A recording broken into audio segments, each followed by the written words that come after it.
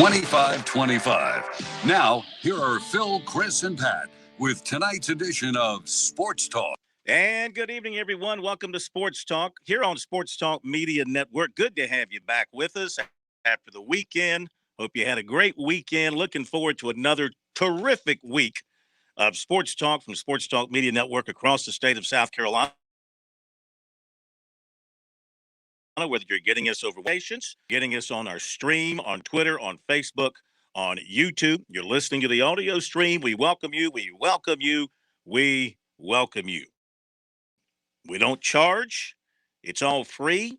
You don't have to check your credit card, your bank account when you listen to us, when you read our stuff. We're not going to tap in for $9.99 a month, and we're not going to give you a $1 a month special because it's you pay what you get with us, and that's why it's free here on Sports Talk. Welcome back. Welcome back. Chris Bergen. Man, I hope you didn't get sunburned. We were talking about you last week. I know Jimmy Smith took care of you. He probably gave you a big old house with a jacuzzi and a hot tub and any other kind of amenity that you desired for the week. Had the biggest swimming pool in the world out my back door. I know we had a great time down in Paulie's. I did not get sunburned. I'm the world's worst with regards to sunscreen, but over the years I have figured out, as you get older, when you're young, you don't mind burning a little bit because you're going to look good with your summer tan, right? But when you hit that 40 to 50 age milestone in there, you realize, being sunburned is not all it's cracked up to be. So I've done a much better job. Plus, the negative to that too was the weather was a little iffy. You just reminded me. I'm not going to tell the entire story because but you just reminded me of one of the. I don't know how you describe it. The most interesting lines that Tommy Bowden ever uttered when he was at Clemson. Okay. Well, I'm not going to go into the story for those of you who were around back then and following it. You know what I'm talking about. It had to do with his daughter, and he was asked a question at a press conference. I think it was old Bart Wright who asked the question. Remember Bart Wright with the Greenville News? Greenville News. Yeah, sure. The guy was fearless. He'd ask anything about anything at any time. And he asked the question of Bowden's daughter, something, about her, and was that her that was being kind of represented out there? And he goes, no, that wasn't my daughter. He goes, no, those weren't her tan lines. And I thought to myself, what father knows their daughter's tan lines? You know what I mean? I sure don't know mine. I don't want to know mine. Anyway, that's what you reminded me of there when you talked about your tan. I hope you don't have any tan lines. I do not. I can promise you of that. And like I said, unfortunately, the weather down at Paulie's last week was a little iffy. We had some rain most days, but we were able to get out on the beach and get into the ocean. So I had a terrific time. I know the folks down at Paulie's are wonderful people, and I will be back. It will not be long before we go back down there again. Well, Jimmy took care of you. He's taking care of thousands and thousands. He'll continue to do that. We'll talk more about him coming up. We are wide open for calls coming off this weekend of sports activity, so we thought we'd just give you a great opportunity to chime in. We got a lot to talk about, and of course, Chris has got to get caught up on the things we talked about last week because we had a lot of good stuff. And the phone number, 888-898-2525, South Carolina Education Lottery lucky number here on Sports Talk. Lines are open right now. Grab them and jump on board.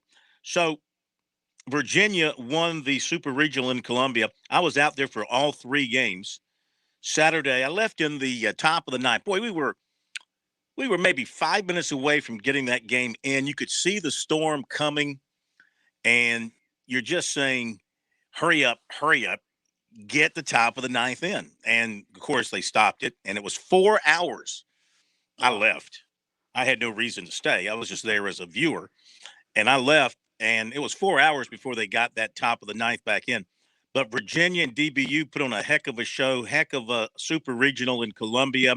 Congratulations to both of those teams. Kudos to South Carolina.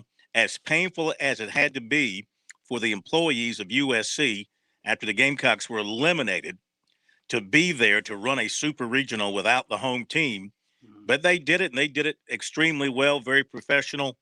And I know that the folks in Virginia, my goodness, they were in Columbia for 12 days? Been here a long, long time. For them, it was like being in Omaha. So they had to be very appreciative. And DBU brought several hundred people from Dallas. Virginia brought about maybe 800 or 900 because the attendance figures all 3 days topped out at 1,500. Today they had about I think they announced around 11 or 1,200.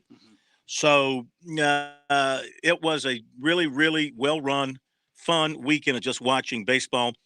Today, Virginia got a grand slam in the bottom of the seventh. They were trailing. They got a grand slam in the bottom of the seventh that put them up, and then they rode that to a 5-2 win. So Virginia advances. There's one spot left to be determined tonight, and it will be Notre Dame, Mississippi State, and Starkville. If I had told you like 3 weeks ago, Smitty, that the ACC could have 3 teams in the College World Series, as much as we cracked on the ACC during this baseball season, they've got 2 in. Notre Dame wins tonight. It'll be a third. If Mississippi State wins tonight, that will be a third for the SEC. It's remarkable, and the ACC deserves a lot of credit for postseason play. And you look at the 2 teams that are already in, Phil, both NC State and Virginia playing by far their best baseball of the year right now, and they both can hit the baseball. NC State, one of the top hitting teams in the ACC all season, and they rolled into a region. I had no doubt in my mind that Arkansas was going to cakewalk through that regional, the super regional. It's not a knock on NC State. It's just how good Arkansas is. And after you watch game 1, when NC State lost by about 1,000 runs, had anybody, even the most ardent Wolfpack supporter, had told you, I'm not worried. We're coming back to win games 2 and 3 in Baum-Walker Stadium in Fayetteville, you would have laughed your way out of the stadium. There's nobody who believed outside of those guys in that clubhouse. And props to Elliott Avent and the job he did with that NC State team. They were the better team on Saturday and Sunday. They weren't the better team, obviously, Friday, but they were certainly the better team on Friday or Saturday and Sunday.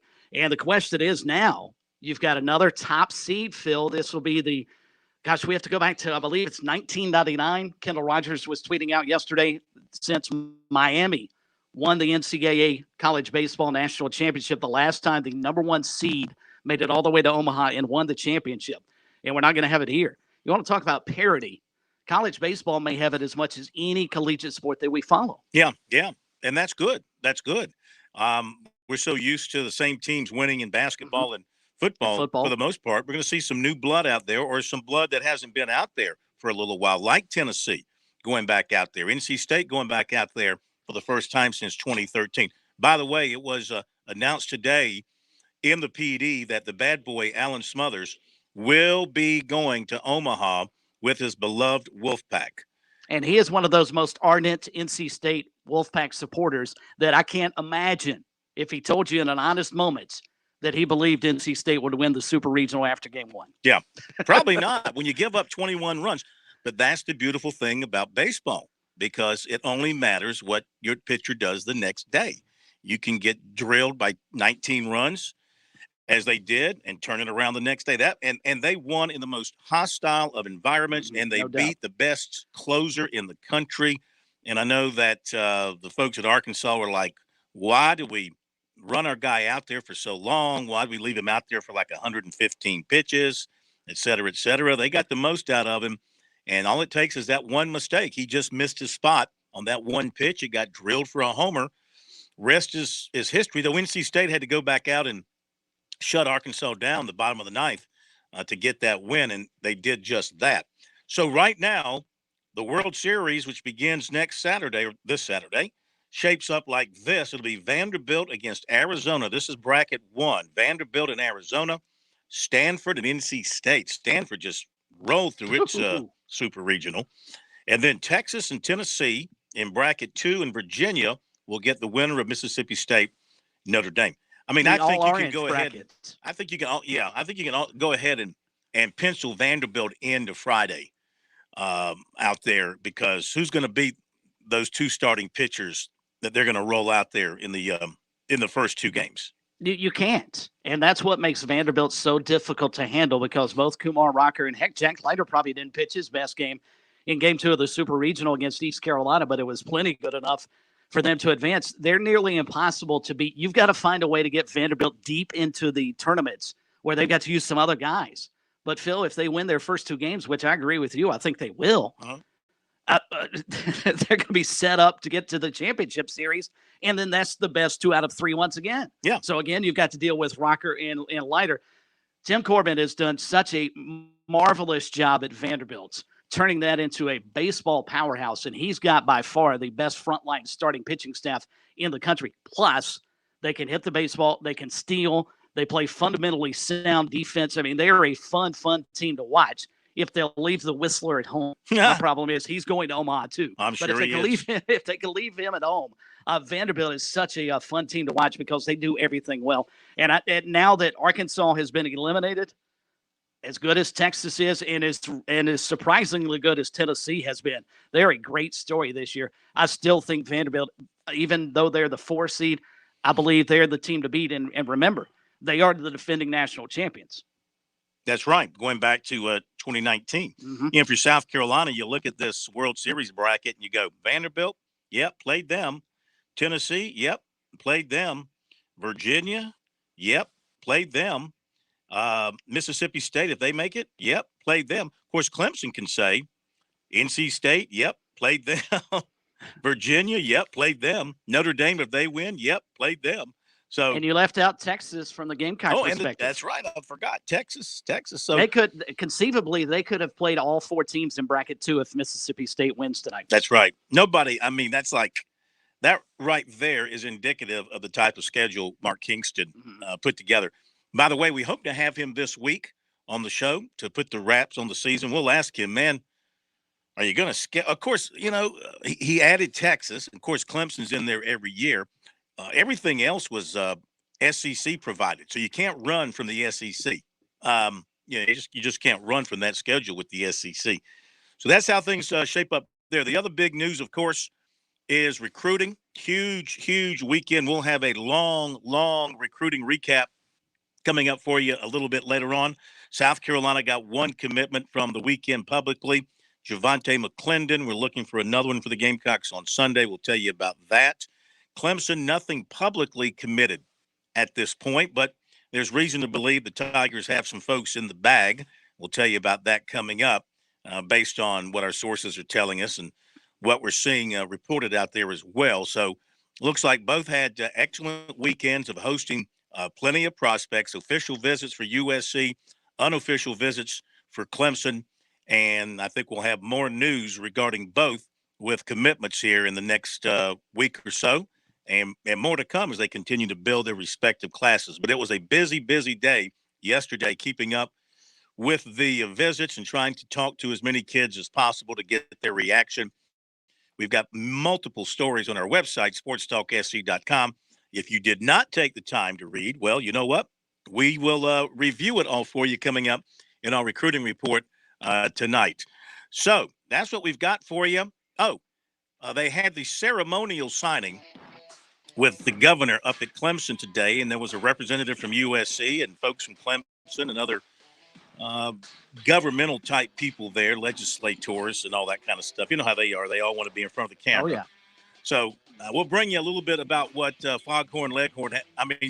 McMaster had to say about the signing of the NIL bill, which was signed back in May, but it was a ceremonial thing today up at Clemson. Back in a moment.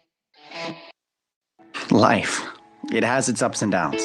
Sometimes it's little things like hitting every red light or dropping your cell phone. Maybe it's the bills, rent, or pressure at work. But when it comes to the South Carolina Education Lottery, you should never feel like playing will solve everything. The lottery is a game. It's played for fun. So set a dollar amount. Expect not to win and make sure responsibilities, family, friends, and work come first. Visit playresponsiblysc.com.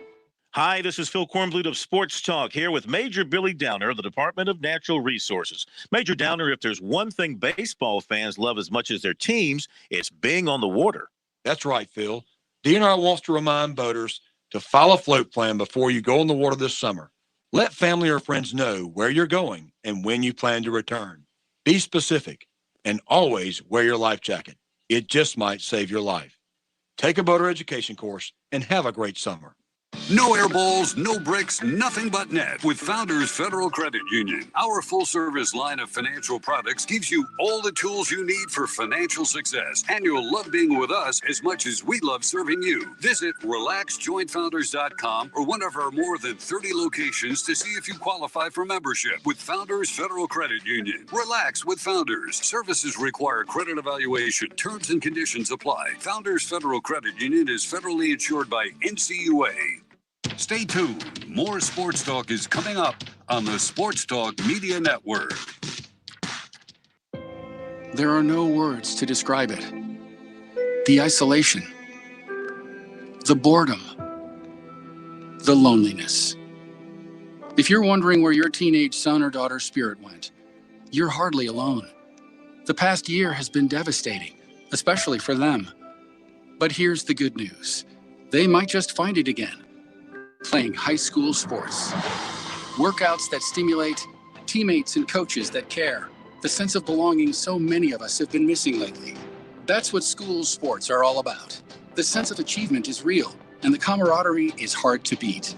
Coping with uncertainty is difficult, but school sports can help the teenagers in your family start feeling like themselves again. Encourage them to give it a try. High school sports, it's so much more than a game. This message presented by the South Carolina High School League and the South Carolina Athletic Administrators Association.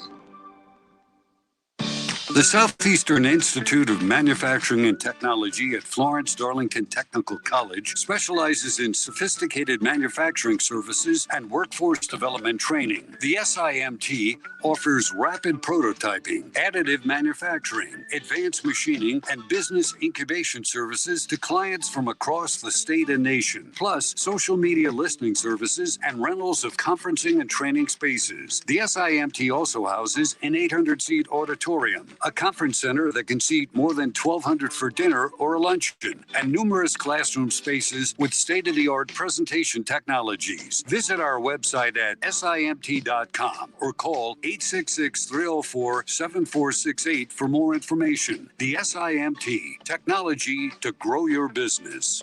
The future of golf is waiting for you at the Players Club. Rain, shine, or after dark, you can enjoy the game of golf anytime at Columbia's Indoor Country Club. The Players Club delivers the most realistic golf experience and offers more than 90 championship courses. Play or practice with the same state-of-the-art full-swing simulators used by Tiger Woods and Jordan Spieth. Visit maincoursesc.com to book a bay and become a player today at the Players Club, part of the Main Course, 1626 Main Street in Columbia.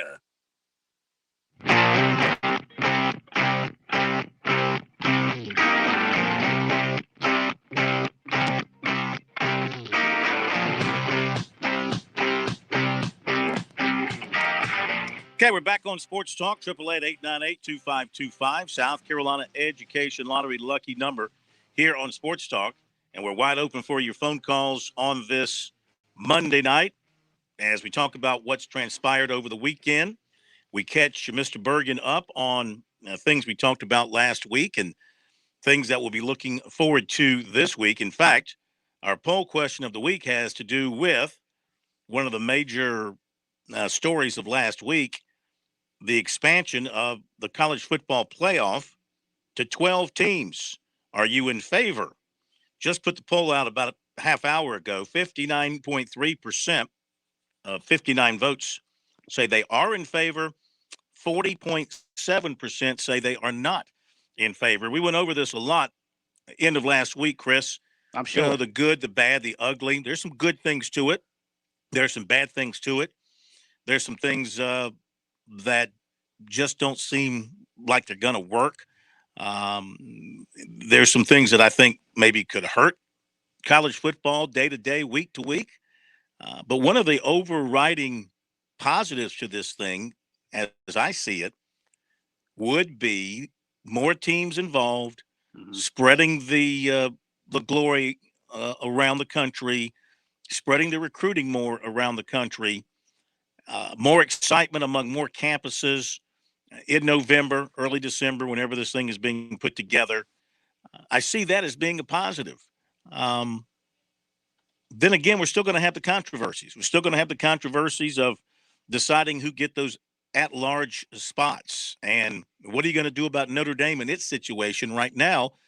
Notre Dame could never be a top-ranked team because they're not in a league. They're not going to be a conference champion. Conference champions are the ones that will be the top seeded team. So that's something that's got to be resolved. There's still a lot of question marks in this thing, the way they laid it out.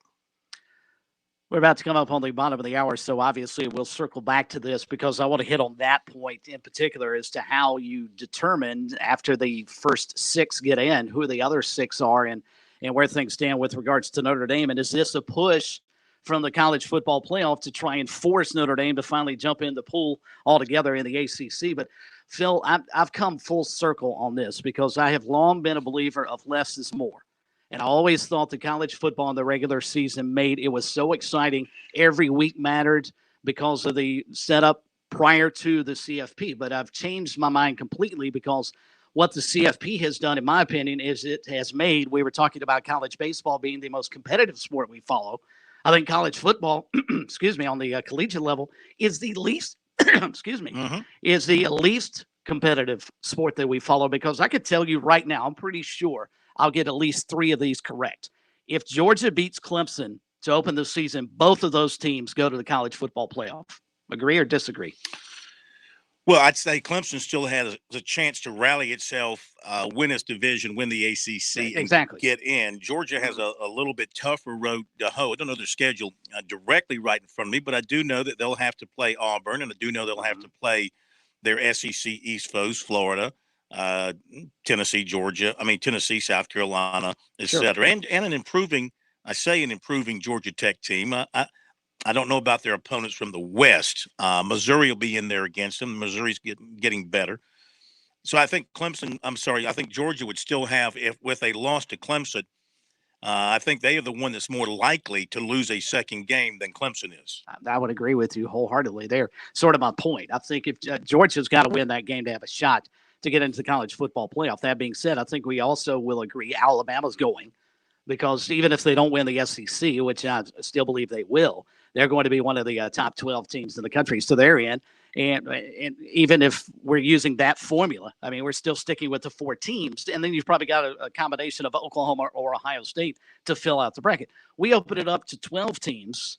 I don't know. Those same teams are going to be in there, but you give other teams an opportunity. And that's why I believe now is as good a time as any to totally overhaul this system. And if you want to go to 12, the one thing I like is there is a guaranteed spot in there of the 6 conference champions for the group of 5. Clearly, this was made to placate them. Sure. But I am curious if you run into a scenario like we had this past fall with Cincinnati and Coastal Carolina. Coastal won its conference. Cincinnati did the same. Cincinnati, the higher ranked team, so they got in. Would, under this new proposal, do you believe Coastal would have gotten in, or would a team out of the SEC or ACC have take their spots in a 12-team playoff scenario? You mean as an at-large? Correct. With Cincinnati getting the automatic. Correct. From the group of 5. Yeah, that's a very good question. They always tend to lean towards the Power 5 schools. You know that. The eyeballs are very important to the TV people who are involved in the process. So I would always say that if you've got a Coastal Carolina sitting there as a league champion, but not the highest ranked Power 5 team, and you're looking at let's just say for the sake of argument, you're looking at a 9-win Auburn team that didn't win the SEC. Who do you think they're going to lean towards to take in that situation? I think they're always going to lean towards that bigger program simply because of the following that they have. So, again, it's not going to be – there is no absolute perfect system for college football. They keep trying.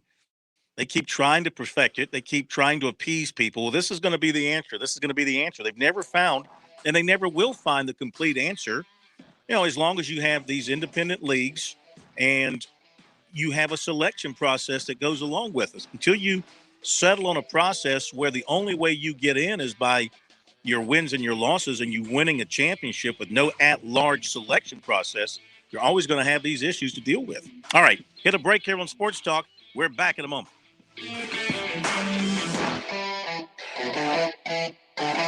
On on-point weather is made possible by our friends at Palmetto Citizens Federal Credit Union on 107 The Point. And here's tonight's forecast. Won't cool down too much tonight, but any rain we get should clear out. The low dips to 71 tomorrow. A nice stretch begins with mostly sunny skies and a high of 92. No rain the rest of the week. Less humid on Wednesday and Thursday with highs in the upper 80s. Next rain could come over the weekend on Father's Day. I'm Brian Leonard with your On Point local weather. Right now, we all might feel a little disconnected. For seniors living alone with smaller social circles, feelings of loneliness and isolation can feel overwhelming. But there's something we can all do to help. Connect with your older loved one virtually and have the conversation of a lifetime with StoryCorps Connect. Anyone can conduct an interview, and every interview will be archived at the Library of Congress, becoming part of American history. Connect, honor, share at StoryCorpsConnect.org/AARP. A message from AARP, StoryCorps, and the Ad Council. With SRN News, I'm Jason Walker. Off to a rather rocky start in Israel. There's a new prime minister now for the first time in 12 years after Naftali Bennett secured the backing of parliament yesterday and ousted longtime leader Benjamin Netanyahu. However, an aide for Netanyahu says the former prime minister was, quote, full of motivation as he assumes a role in the opposition to, quote, topple this dangerous government as soon as possible. At the NATO summit in Brussels, President Biden is underscoring the U.S. commitment to a provision of the alliance charter that spells out an attack on any one member is an attack on all and is to be met with collective response. Biden says NATO is, quote, extremely vital to maintaining American security. This is SRN News. Dave Ramsey here. Do you want your money to work for you rather than you working for your money? Go see my friends at Palmetto Citizens Federal Credit Union. They're not a mega bank and have been serving the Midlands since 1936, offering good old-fashioned customer service and free services. They'll look out for your financial well-being. With 14 locations, check them out today at palmettocitizens.org. Federally insured by the NCUA. So your home is your castle. I work hard all day. My reward is time at my home with my family, living comfortably. I don't want to worry for a moment about bugs and pests. I've had Palmetto exterminators taking care of my home for 19 years. Now, that's a long time without worrying about pest control or infestation or termites, and that's because Palmetto exterminators takes care of it all. Might not matter to some people, but you know what it does to me? They're family-owned. They've been doing this the right way for over 60 years. The staff is courteous. They're clean. They're totally professional. And you know, it's termite season. Palmetto Exterminators offers a free inspection. They'll customize the program to fit your needs and your family's budget. They offer a lifetime warranty with their termite agreement. Now, I speak from experience. Like I said, 19 years with the same company. I can't give a more glowing recommendation than the one I proudly give to Palmetto Exterminators. Online, palmettoexterminators.net, or call my guy, Ron Byers, 254-5833. That's 254-5833, Palmetto Exterminators. People today, they could spend half their lives over 50. That's a lot of living. So it helps to have someone in your corner, right here in your community. That someone is AARP. Join us for free, fun, and informative virtual events like cooking demos, exercise classes, financial workshops, and more. It's never been easier to connect with your community. The younger you are, the more you need AARP. Learn more at aarp.org/near-you. Hi, this is Marcia Clayman. And I'm Karen Pickard. We're your hosts for The Positive Point on Aging. We'll talk about aging gracefully and senior care every Tuesday morning from 8:30 to 9 o'clock a.m. Join us right here on The Point for The Positive Point on Aging. Brought to you by Oakley Village of Lexington. Is that crack in your windshield or your house bothering you? Have you been meaning to have it replaced but just can't find the time? Call Absolute Glass, voted Lexington's best glass shop for 12 years in a row. We repair and replace glass on all makes and models. We're the only local high-end auto glass specialist in the Midlands, and we'll come to you to make the process quick and easy. With new technologies and vehicles, we can recalibrate your vehicle back to new. Visit AbsoluteGlassInc.com to learn more about our auto, home, and business glass services. Just remember, if you can see through it, we can do it.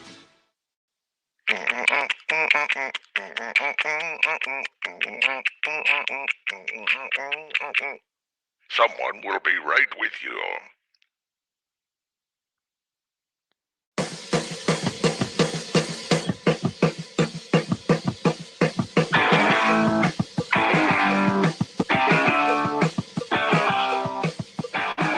All right, welcome back, everybody. Sports Talk Media Network. Our good buddy Teddy Hefner just gave us a phone call to clarify for us correctly. So it's 6 conference champions. Of course, obviously, there's only 5 Power Fives, and there's 5 Group of 5. So at least one would come from that Group of 5 along with the Power 5. Mm-hmm. But as Teddy pointed out, accurately speaking, with the rankings the end of last season, Chris, Coastal Carolina was ahead of anybody out of the Pac-12. Southern Cal was the highest ranked team, I think it's 17, Pat, at the end from the Pac-12. So Coastal, by that format from last year, and Teddy pointed this out, you'd have had Cincinnati and Coastal getting in. And I think that would have been great. Because then you would have had 4. You would have had 4 from the Power 5, mm-hmm. and then Cincinnati would fill in for the Pac-12, and then Coastal would be the next. They would have made it last year. And Coastal would have been an interesting, and I hate that we didn't have this as an example to use, and appreciate Teddy's heads up on this, but Coastal would have been a really interesting study because they didn't technically win the Sun Belt last year because they didn't play the Sun Belt championship game. Even though they were the lone undefeated team during the regular season, would that have been enough to be declared in the NCAA's, or at least the college football playoff size? Would that have been enough for them to say, yes, Coastal is a conference champion, even though they did not play a championship game because of COVID? Yeah. And let me say this, too, not to take anything away from, Coastal, what they accomplished last year was fantastic, but the ratings were somewhat skewed last year because of COVID. I mean, the Pac-12 teams only played, 6 games? Mm-hmm. And so you had a lot of weird scheduling and limited numbers in some areas because of the COVID and positive tests coming up. And of course, they were able to benefit with some of their games that they played. Obviously, they won them all, not taking anything away from them there. I'm just saying that it will be tougher with a full slate of games and everybody in the Power 5 conferences playing their normal regular schedule against one another. It's going to be tougher for a team like Coastal to move up as high in the rankings as they did this past season, because basically the Pac-12 was ignored because they didn't start until late and they only played 6 games. So you're talking about possibly, 2 or 3 teams from there, if you're Southern Cal and Oregon and throw another one in there, maybe Washington when it's good. That's going to have a pristine record is going to take up 2 or 3 spots in the poll that maybe a team like Coastal Carolina will not be able to grab moving forward. Well, that's my fear. And since they have not laid out groundwork that says you are required to give, the CFP will reserve 2, 3, whatever spots it deems necessary for the Group of 5. I think your scenario that you just painted will happen more times than not, because what will ultimately come down to, all right, do we want to let a team in from the Big 12 who had to deal with Oklahoma and Texas, or do we want to let a team in from the American who had to deal with Navy? Or do we want to let a team in from the SEC who on the West side, let's take Texas A&M, for example. If they don't win the West, they have no shot to win the league. But if their only loss is to Alabama, are you really going to overlook Texas A&M and not put them in, even though they didn't play and win their conference championship, nor their division? These are a lot of things that have to be ironed out, and the Group of 5, I fear, will get the short end of the straw, as it often does. So just to confirm, it's the 6 top-ranked conference champions, but it doesn't matter what that champion's ranking is, correct? Like if they are unranked, but they win their conference, they're in the playoff. And where I'm going with this is last year in the Pac-12, and again, take it with a grain of salt. It was a COVID year, it's a little strange. Southern Cal was ranked 13 going into that game. Oregon was unranked. Oregon then beat Southern Cal to improve to 4-2 on the season. Again, that's a little different, but say you double that, they went 8-4 in the regular season. They win the Pac-12. They go to the playoff as an unranked team. They're a conference champion. I guess they'd have to.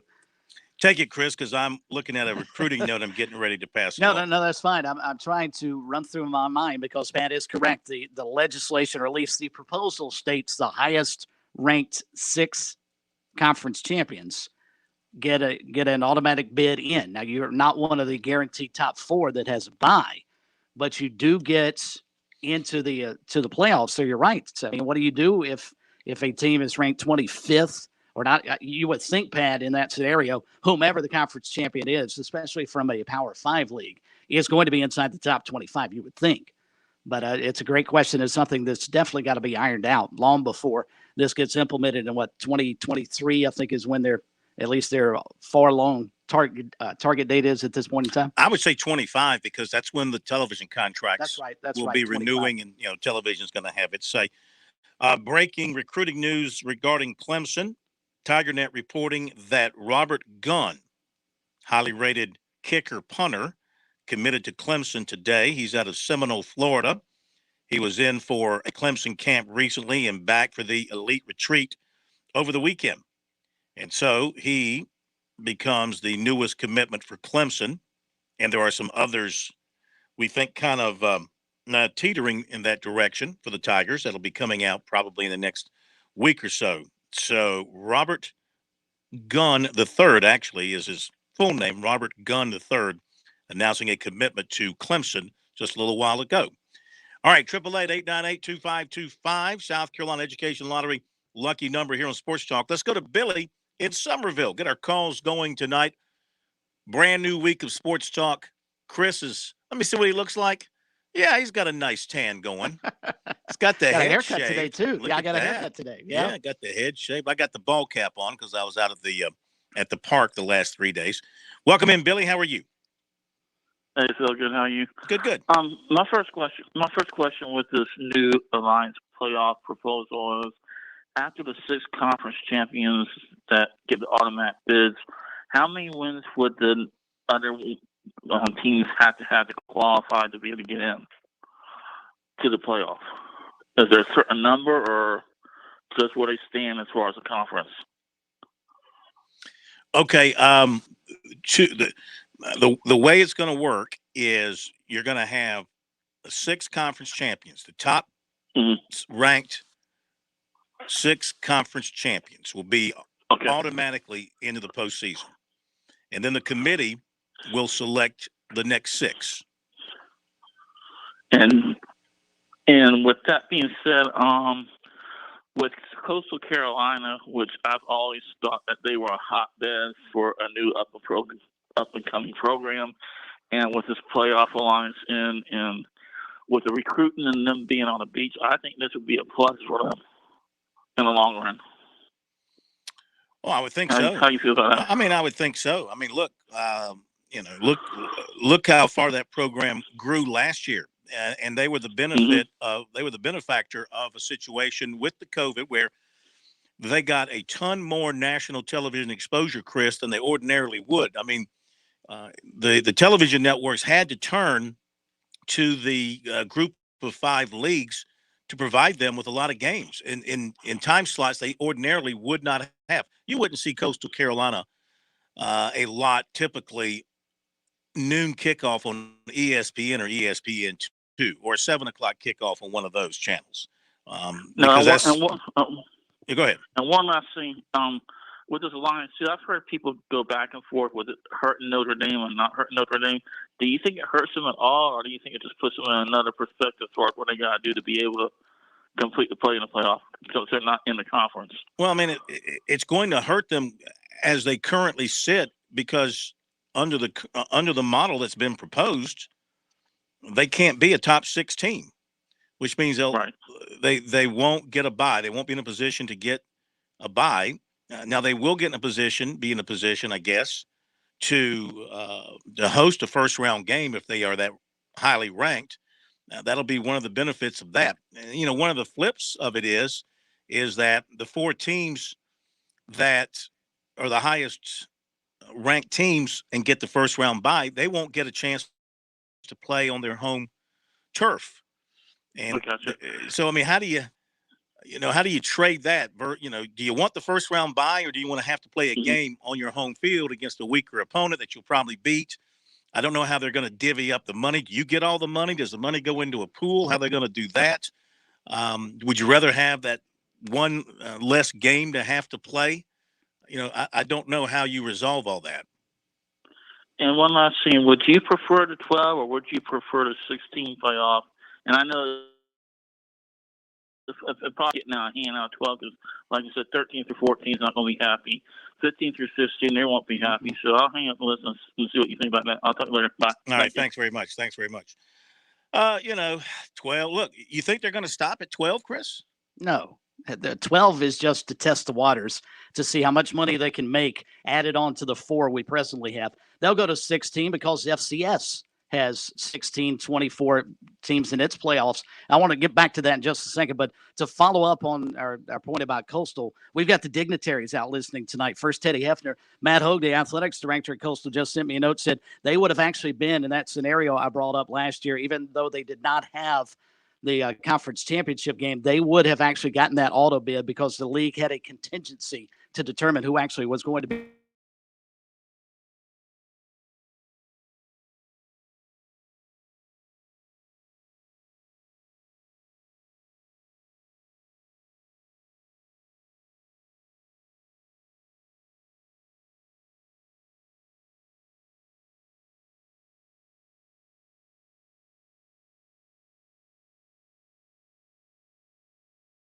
on game day.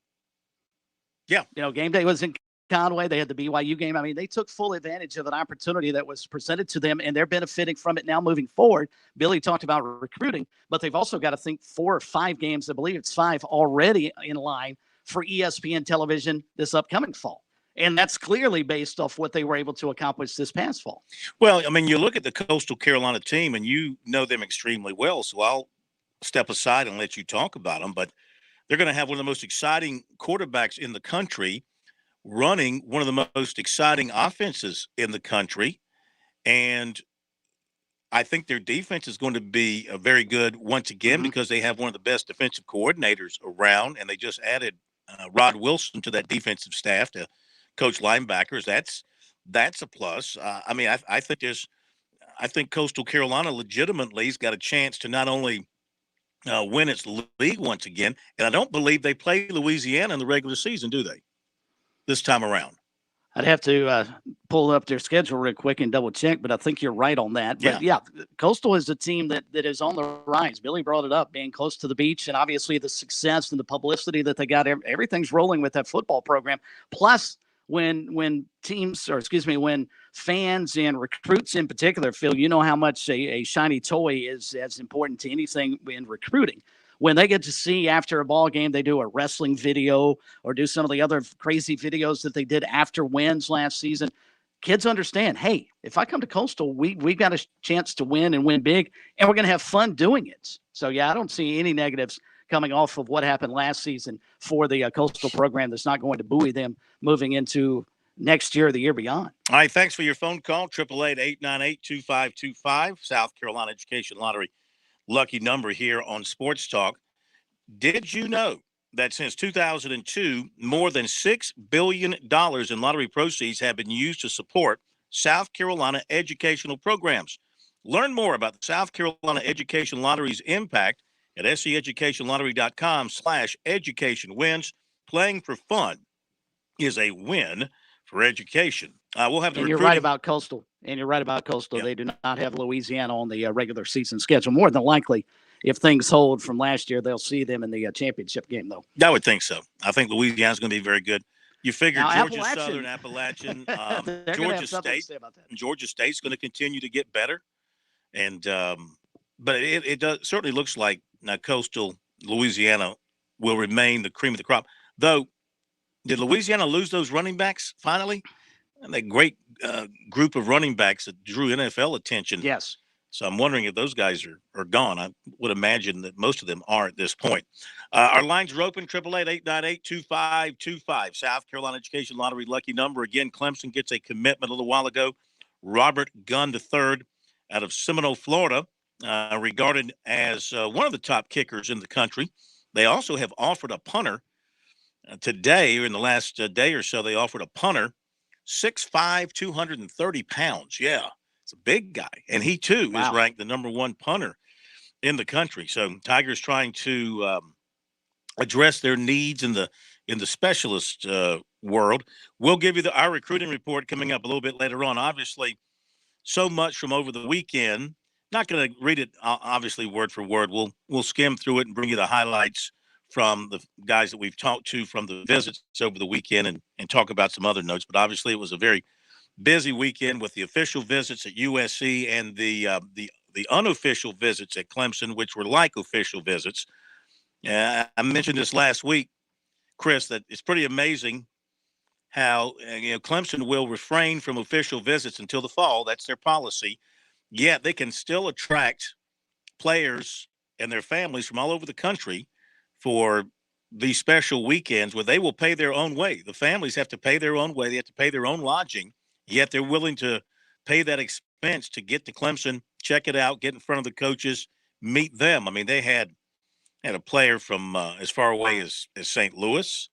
They had players from North Carolina, players from they had Etienne's brother from Louisiana. They had to pay their own way and pay for their own lodging. They're willing to do that to get in front of the Clemson folks and be seen and let them and get a look at them and start to really consider Clemson even more strongly than they have been at that point.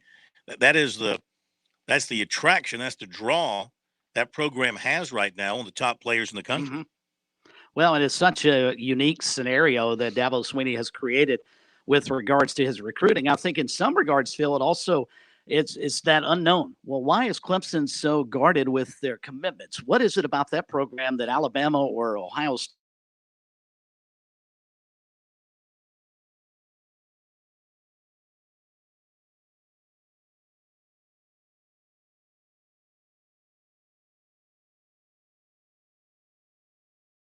find out? I'll be honest, in the college football playoff every season. If this were a 3-9 team coming off, a 2-10 team the year prior, some of that stuff that Dabo's doing now, I don't think would be nearly as successful as it is. And I think winning obviously cures a lot of ills. And Clemson's got it rolling up there. And I think it's a wonderful model that a lot of schools should try and emulate.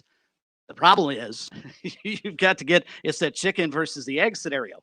Do you get to where Clemson is doing what they're doing without getting the players first, or do you have to get the players first to get to where they are? And the only way to get those players is to win and win on the highest level, the way the Tigers are doing. I agree. And I mean, look, you go back and look at the history of their recruiting.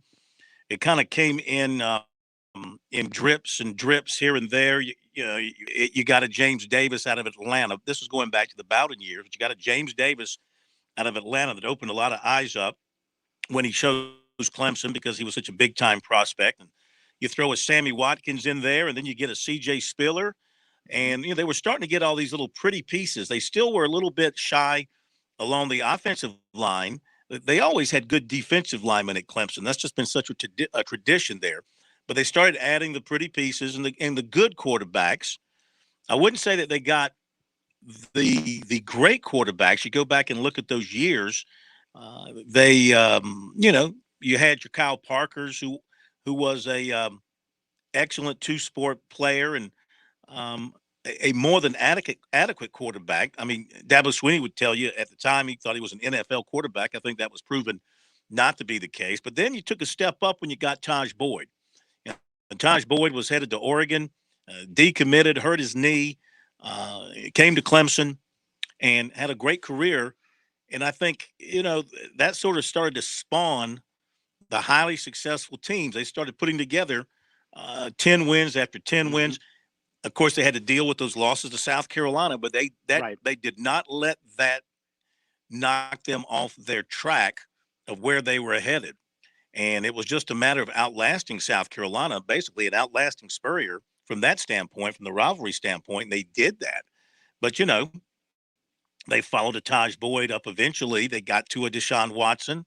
And Deshaun Watson led to a Kelly Bryant, who did quite well. And then that led to a Trevor Lawrence. And now you're going to have a DJ Uiagalelei. And Cade Klubnik is coming in, who's a 4-star guy, may end up being a 5-star guy by the time his senior year is over. And then they're very much in the mix for the Arch Manning kid and others in the 2023 class. And if you don't have greatness at quarterback, you're going to struggle in today's college football. And I mean greatness, I mean elite type talent at quarterback. And you look at South Carolina, and I mean, for all the good stuff they're doing and the good parts they're kind of putting together here and there, running backs look good, tight ends look good.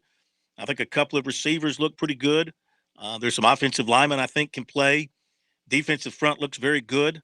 Linebackers are still a little questionable. Secondary still a work in progress. It's not going to matter if they don't get a quarterback who can play at an extremely high level. And they never got that last year. And who knows if they're going to have it this year. And But I think they had it last year. They just never ran him out on the field. And I think that's why Ryan Helinski is playing in a different uniform now, because he didn't get the shot that I think a lot of Gamecock fans are still scratching their heads I've learned some things about that deal since we last talked about it. And I think you can, from what I'm told, I think a lot of that you can pin on him himself.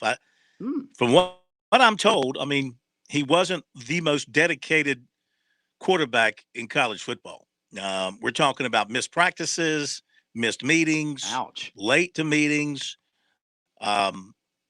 just not the dedication that they were looking for, that they require at that level. This is what I'm told.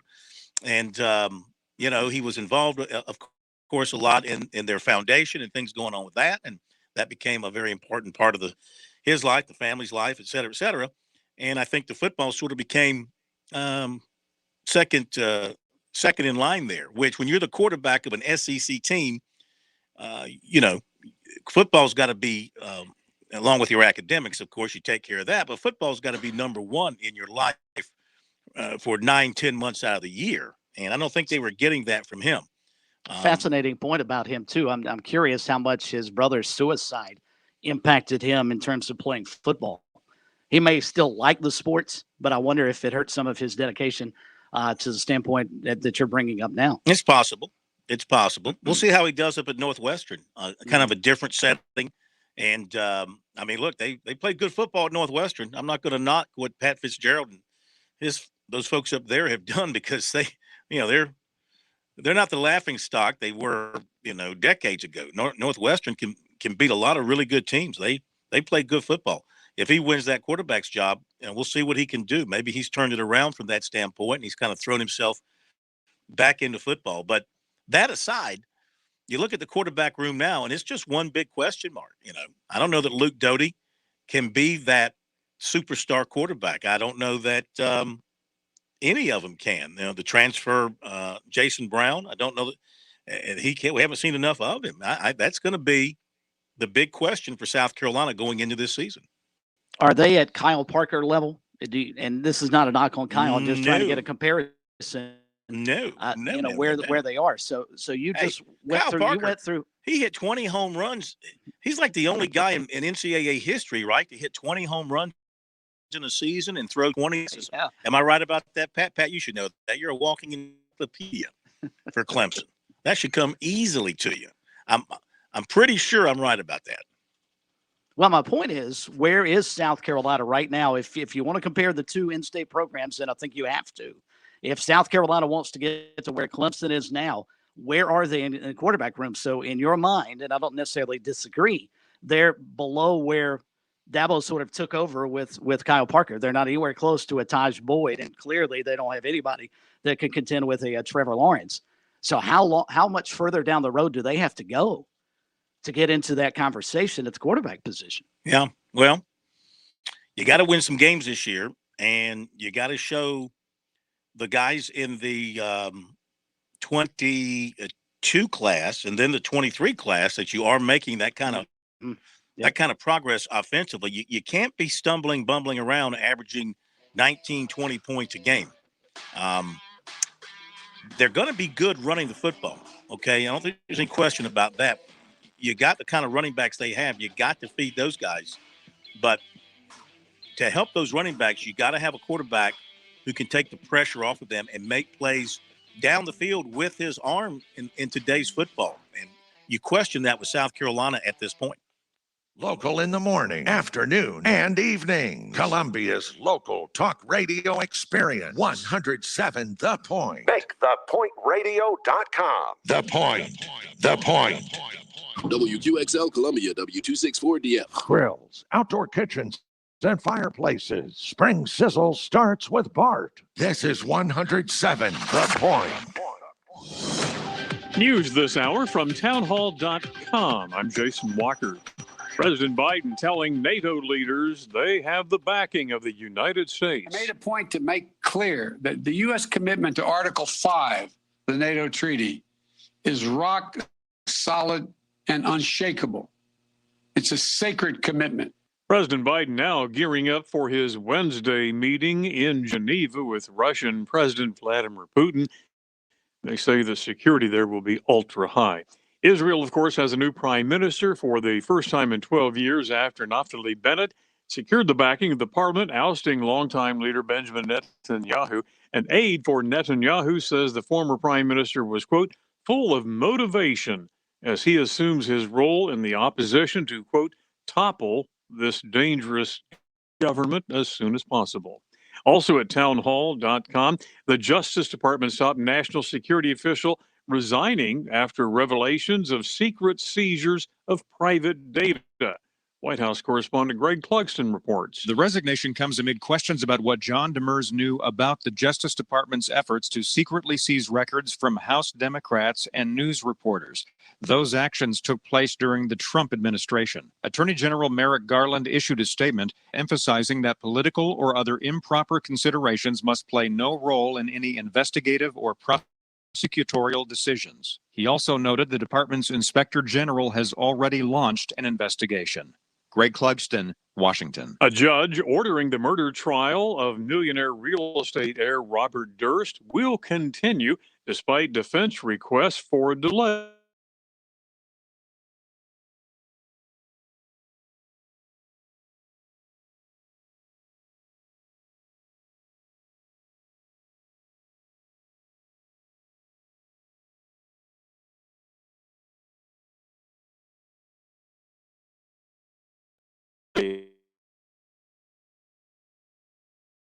And Son, founders of selected the four. Order the 3-week quick start now. Discount it to only $19.95 to see if it will work for you too. Call 800-500-8384. ReliefFactor.com. Dan owed an unbelievable amount of money to the IRS. I got behind on my taxes. It's a horrible feeling. Dan turned to Optima Tax Relief, the leading tax resolution firm who put his problems to rest. They got the job done, and life is good. Call Optima now for a free consultation. Stop worrying. Make the call now. Call 800-965-1433. 800-965-1433. Optima Tax Relief. For details, visit OptimaTaxRelief.com. The pandemic has taken a big bite out of Girl Scout cookie sales. In a normal year, the Girl Scouts raise about $800 million, selling their famous cookies like Thin Mints and Samoas. They depend on the cookie sales to fund programming like teamwork building and outdoor activities. But because of the coronavirus, they have an unusual problem this year. Many troops nixed their traditional cookie booths for safety reasons, and they now have 15 million boxes of unsold cookies. Online sales and even a partnership with Grubhub failed to make up the difference. Most of the cookies remain with the Kentucky and Indiana-based bakers. The bakeries say they're working with the Girl Scouts to sell or donate to places like food banks and the military. I'm Jennifer King. It will be soon a lot easier to see smiles again at Walt Disney World in Florida. Beginning Tuesday, face masks will be optional for theme park visitors if they have been fully vaccinated. Breaking news and analysis at townhall.com. On Point Weather is made possible by our friends at Palmetto Citizens Federal Credit Union on 107 The Point. And here's tonight's forecast. Won't cool down too much tonight, but any rain we get should clear out. The low dips to 71 tomorrow. A nice stretch begins with mostly sunny skies at a high of 92. No rain the rest of the week. Less humid on Wednesday and Thursday with highs in the upper 80s. Next rain could come over the weekend on Father's Day. I'm Brian Leonard with your On Point local weather. WQXL Columbia, W264DF. Grills, outdoor kitchens, and fireplaces. Spring sizzle starts with Bart. This is 107 The Point. Don't you forget, pressing the button can also be enjoyable for you.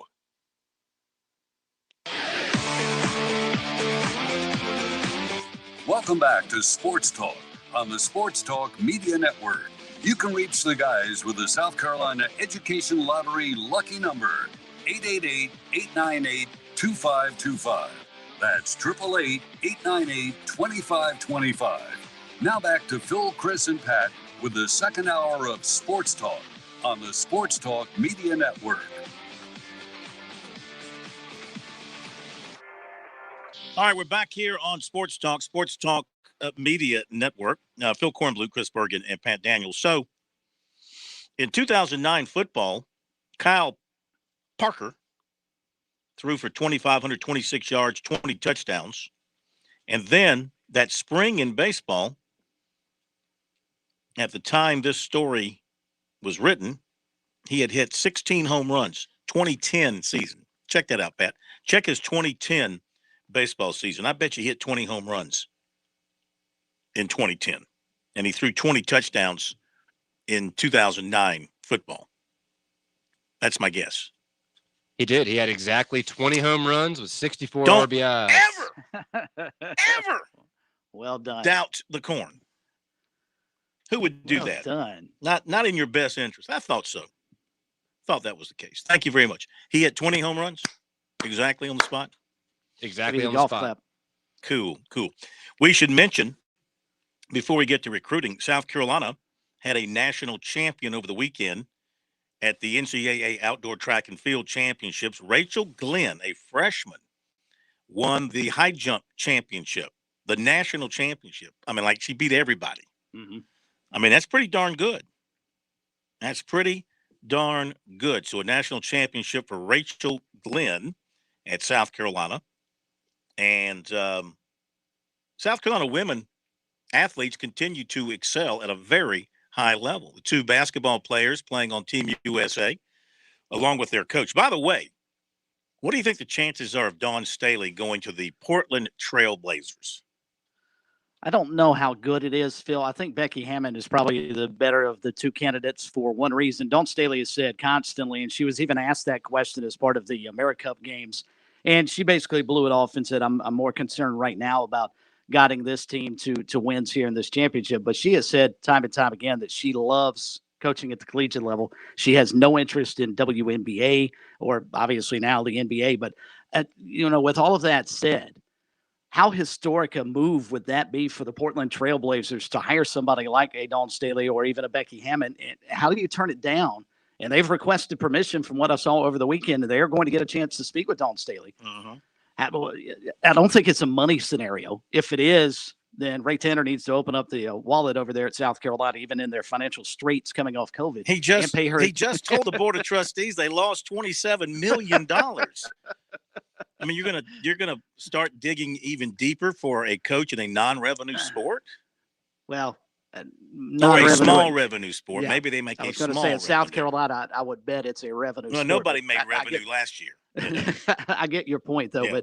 but I don't know how, if you're Dawn Staley, you turn down that opportunity. I don't think she will take it, and that's up to her, especially considering what she's got coming back for next season. They are going to be a powerhouse. They'll be ranked in the top 2 or 3 for sure and probably stay there all year. They're a Final Four team right now before they even step on the floor. But if the NBA comes calling and says, Dawn, we want you to be our next head coach of the Portland Trail Blazers, I mean, outside of Damian Lillard not staying in Portland, I don't know how you turn that down. I mean, it would be a wonderful move for her. It would be a historic move for the NBA and a devastating loss for USC athletics because of what she has built. She's the face of that athletics department. Yeah, that would be tough.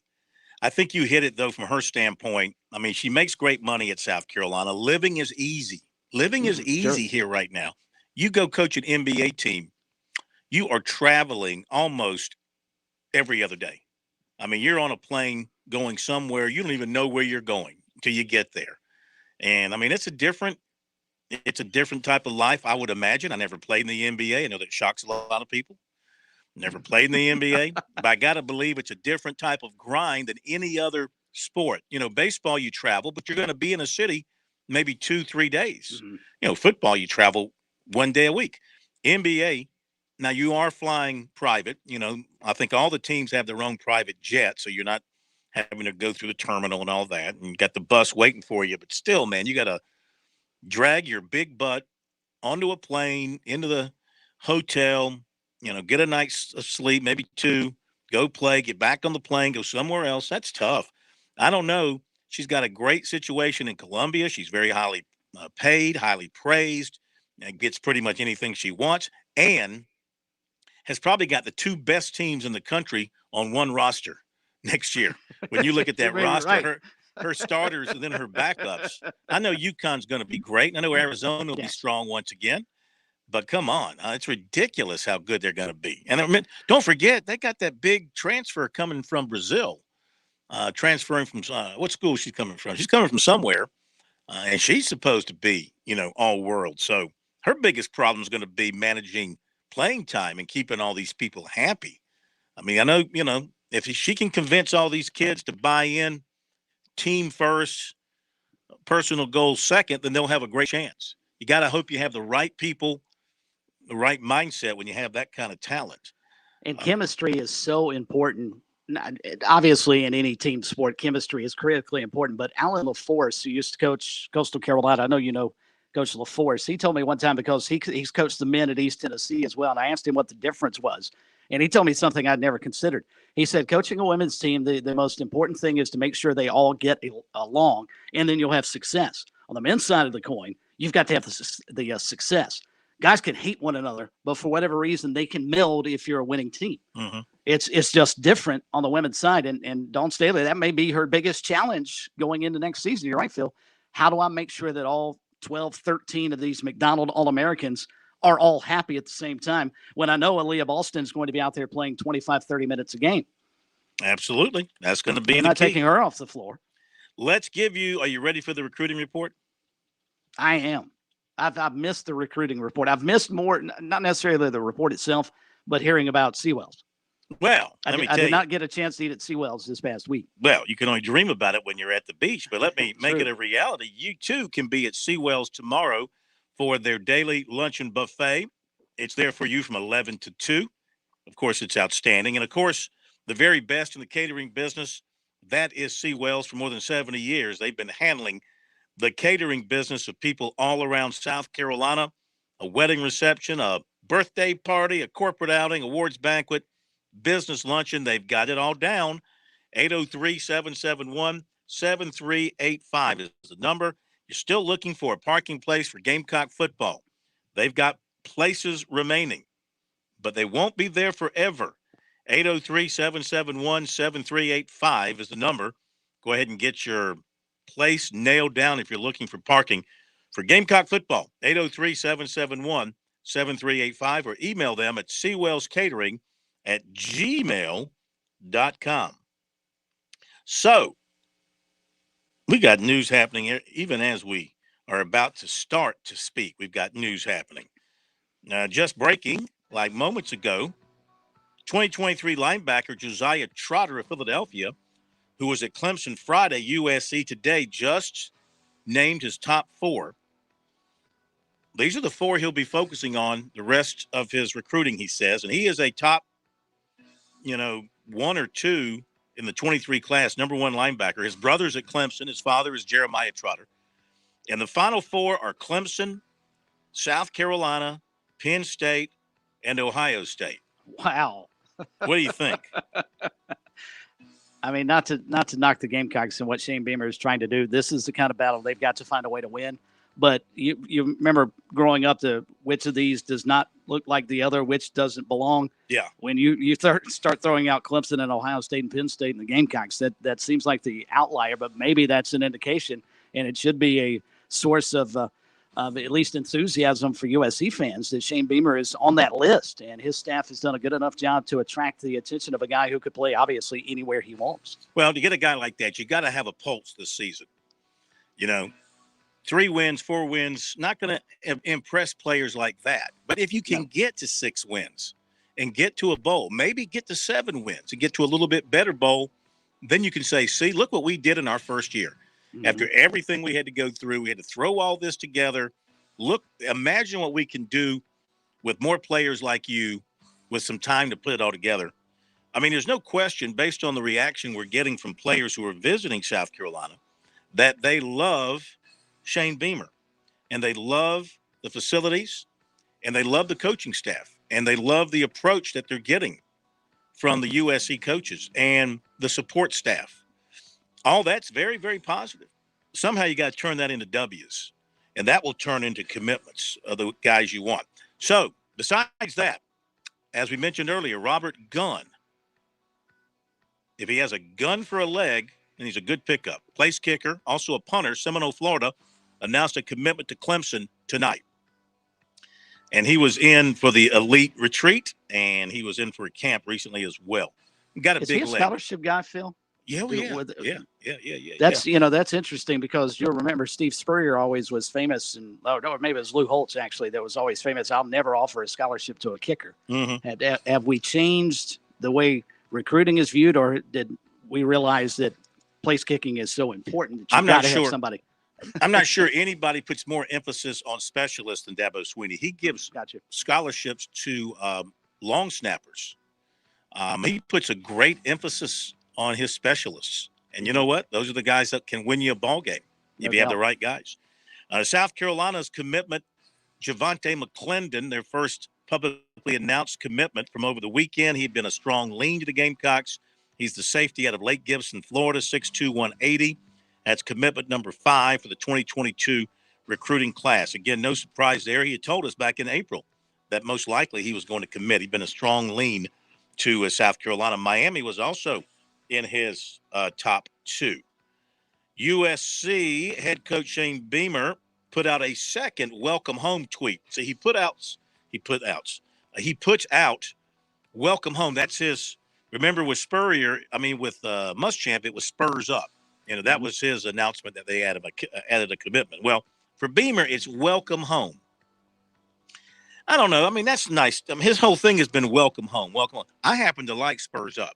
See, I think that's unique. I think it's very unique. Though Clemson people will tell you, when a chicken has its spurs up, it means it's dead and laying on its back. But Gamecock fans would tell you, the spurs are up because we're about to claw your eyeballs out. Anyway, I like the spurs up. That was, I like that. I like spurs up better than forever to thee. In terms of as a fan greeting to one another, I can't see two Gamecock fans passing each other and going, hey, forever to thee. But I can't see them doing spurs up or go Cocks. You're going to be as popular on the USC campus if you got forever to the removed from the alma mater as Bob Caslin is right now. Oh, speaking of that, I rode several times. I don't know if anybody's noticed this. I don't even know if anybody at USC's noticed this. I rode several times past the Greek Village on Blossom Street across from the arena. Somebody has, and there's a couple of different walls there that have the name in gold letters, University of South Carolina, Greek Village. And somebody has gone in on both of these walls and removed the lettering and moved the lettering around to where it reads Evil Village. Wow. Yeah. Go by, if you're listening to me, right by there. It says Evil Village on the walls. Do you do that, Pat? No. Anyway, back to recruiting. How did we get off on this? Lost my place. So, the second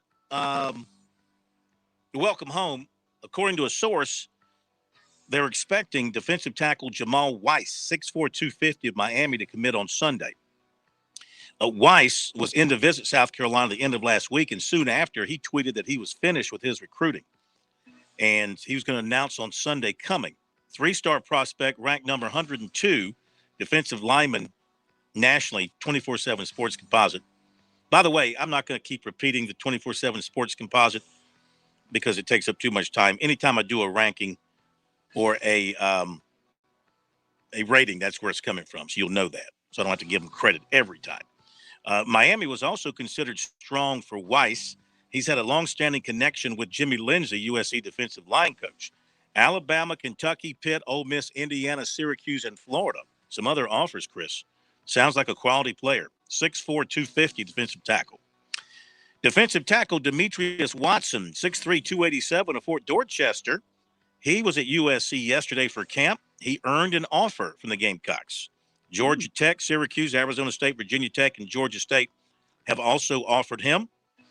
He ran a 5 flat in the 40. He said he did very well in other drills, and he went and met with Beamer, and his family was with him, and he offered him. He was very excited about that, very grateful. However, he's still going to play things out for a while. He also likes Florida State and Clemson. They have not offered yet. He was at Clemson camp on Friday, but he feels the Tigers know about him, and they just told him to keep working. Though Clemson's got their eyes set on Travis Shaw, the big defensive tackle out of Greensboro, who was in this past weekend. So Watson is going to visit Alabama the end of this week. Then that's it for visits. And he's going to return to USC this fall for games, an official visit as well. He also wants to get back to Clemson. Defensive end DJ Wazolak, 6'6", 230, of Boonville, Missouri, was one of the players in to see Clemson this past weekend for their elite retreat.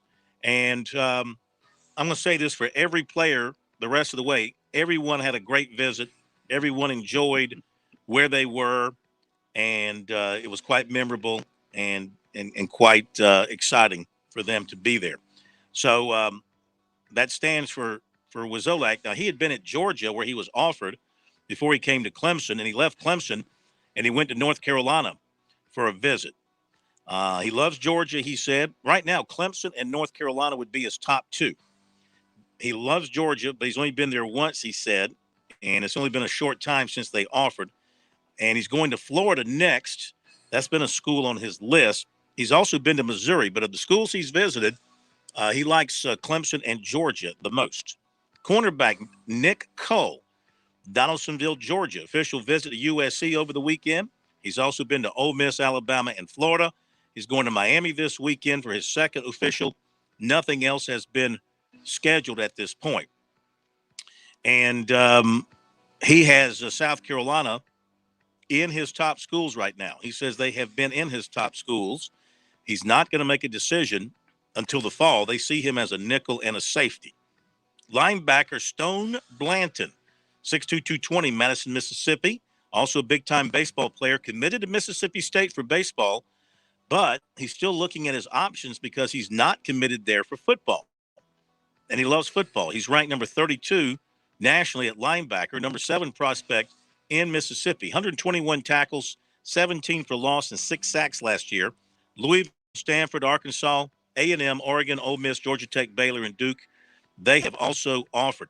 On his visit to USC, he also met with baseball coach Mark Kingston, who told him, yes, you can play both sports if you can get your schedule right and you can handle everything. So he said that he is committed to baseball at Mississippi State, but he's doing both sports, so he's not fully committed. He still loves Mississippi State, but he wants to see everything else that's out there for him.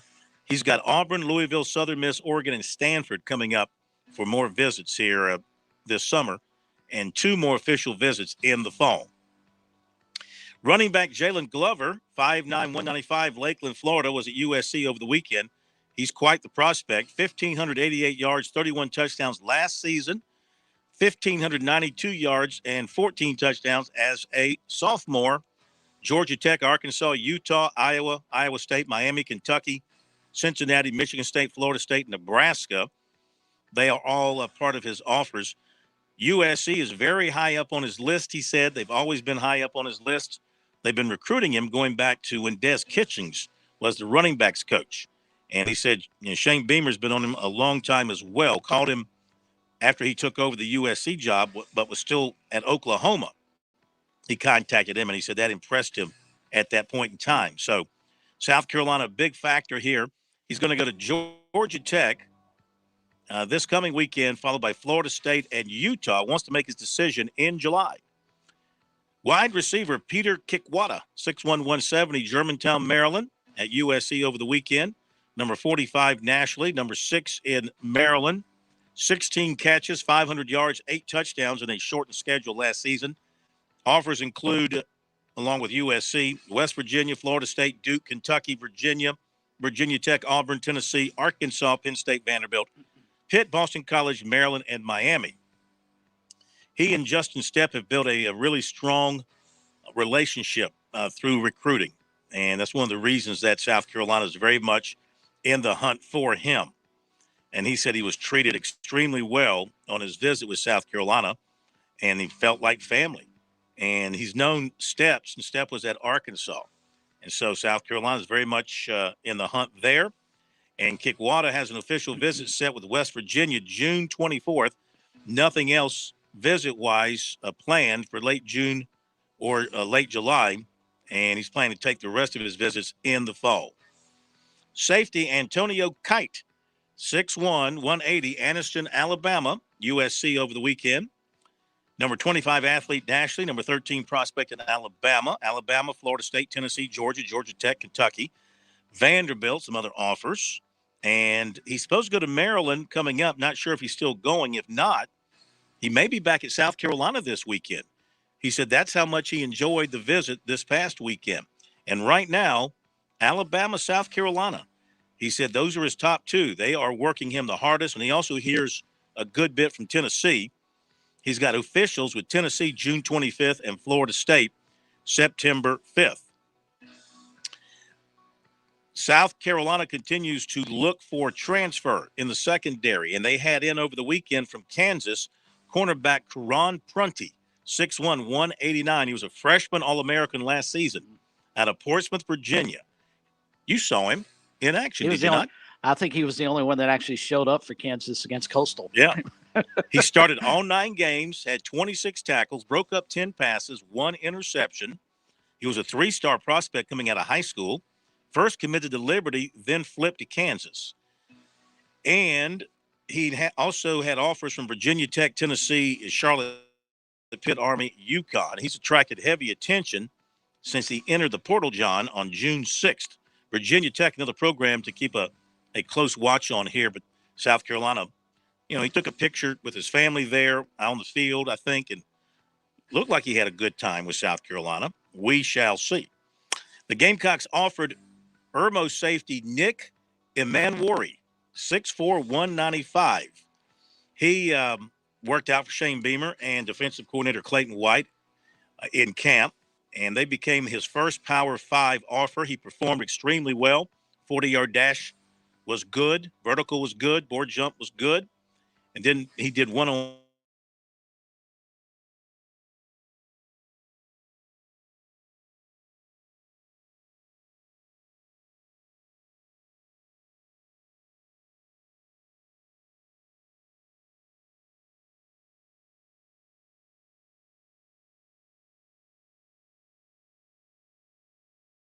offers at this point, but he said South Carolina would be number 1 for him right now. He said it wasn't like he had to commit on the spot. He said they want him, but he wants to play it out just a little bit more right now, but they are number 1. 100 tackles, 8 tackles for loss, 3 sacks, and 2 interceptions. One of the top performers at Clemson camp last Thursday was wide receiver Andre Green Jr. of Richmond, and the Tigers had not offered him until he came into camp, and it wasn't long after that he got the offer from Clemson. He said he was really excited to get that offer. It's been one of his dream schools, like several others on his list. Said Clemson has the total package. He and Grisham are developing a very good relationship. Clemson is in his top 15 right now, or it would be 16. He had a top 15, and now Clemson would be in that group right now. And he's trying to visit all the schools so he can make a decision and cut it down and get to a decision. He's also been unofficially to Oklahoma, Texas, and Texas A&M. He's going to Georgia this weekend and then North Carolina next weekend. Let's back that up. He went to Georgia this past weekend and then North Carolina this coming weekend and then Oregon, June 23rd. He's got an unofficial to Florida State, June 26th, and one to Penn State, July 26th, and a 4th official visit set with Notre Dame on October the 1st. Kyleek Horton of Clarendon Hall, who was offered by USC after being in a camp, was back at USC on Friday with his parents for an unofficial visit. And he liked the campus. He likes the process that they're considering him. And he's just not ready yet to make a formal decision. He says they really haven't asked him to commit. He hasn't decided yet. He's going to see what other options are still out there for him. In fact, he's going to visit Coastal Carolina Friday. He's got that down for a visit. He plans to take that. All right, don't go away. We got a few more. Well, a lot more recruiting notes coming up. Advertising on radio, on television, in print, the internet. Hey, you just want results, and I can't blame you for that. The Point can get you results. We've been around now for 7 years. We have advertisers that have been with us for all of these 7 years, and you don't keep spending your marketing dollars unless something's working pretty well. We're a local small business, and if you're one too, call me. I'm Kevin Cohen, and I want to work with you as a partner.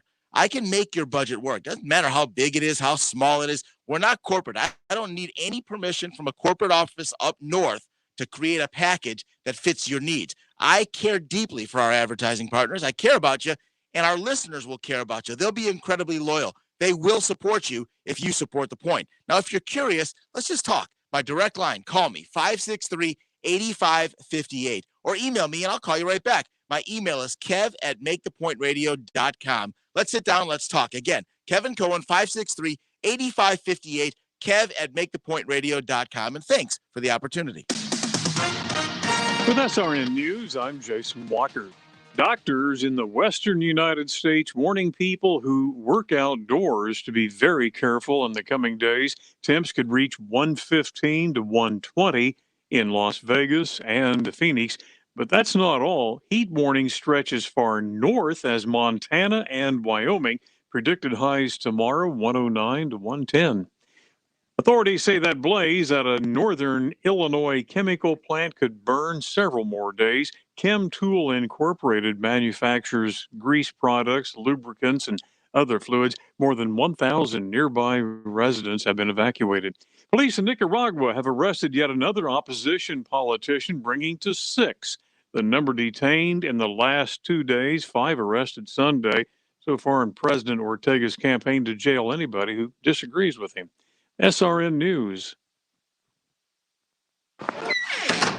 Oh, good, you're home. I need your help. Doing what? Replacing our old light bulbs with these new energy-efficient LEDs. Where did you get these? Dominion Energy. I ordered direct from their online store. LEDs for every room, all at huge discounts. Oh, really? Yes, really. And my 15 bulb order got us free shipping. Sounds too good to be true. See for yourself at DominionEnergySC.com. Where? DominionEnergySC.com. Certain restrictions apply. You ever notice there's a lot of foundation repair companies in the Midlands? Well, I asked my guys at TerraTech about this. Seems like 80% of the homes end up with foundation issues in the Midlands. It's just the soil around here. So how do you pick the right foundation company if you think you're having an issue? I always start by thinking local. I mean, think local always. Your home is your biggest financial investment. You want someone who's been here a while and isn't going anywhere for a while, and that's TerraTech. They're family-owned, they're AAA approved by the Better Business Bureau, and they are 100% local. They use the highest quality products, and they stand behind their work. And I'm not into scare tactics, no way. But goodness, this is your home. I mean, it's your castle. Walk around it. Take a look. If you see cracks in the foundation, just call TerraTech. They'll come out for free. No cost, no obligation. They'll tell you honestly if you have a problem or not. You can trust TerraTech to repair your home. You know I wouldn't say it if I didn't mean it. Online, it's TerraTechInc.com or call them 791-8888. That's 791-8888 or online at TerraTechInc.com. Fran Halloran here. What am I looking for when I make a recommendation to you? I'm looking for integrity, ethics, intentionality. When it comes to your mortgage needs, Greg McCoy from Simplified Mortgage Solutions needs to be your only call. There are plenty of national mortgage companies with fancy names and fancy schemes out there. Don't be fooled. Simplified Mortgage Solutions will meet or beat any national lender's proposal. Greg is local, and I love local. Born and raised in the Midlands of South Carolina, Greg will treat you as if you are his only client as you go through the mortgage process. Simplified Mortgage Solutions specializes in conventional, VA, USDA, and FHA mortgages. They can do it all. I trust them, and so can you. I've worked with Greg for a while now, and everyone I've referred to him has thanked me after the fact. Online at simplifiedmortgagesc.com or just call Simplified Mortgage Solutions at 803-722-6044. That's 803-722-6044 and tell them the Money Coach sent you. Hey, it's Jay with the Melting Pot. It's time to start making plans for summer. And what better place to sit down and plan out all of your summer excursions than a 4-course meal at the Melting Pot. We start out with cheese, melted cheese, and all the dippers, then salad. Then you cook your own meal right at the table in a fondue pot or a grill, and then our glorious chocolate fondue for the 4th course. You could sit for hours and talk about all your summer excursions. The Melting Pot.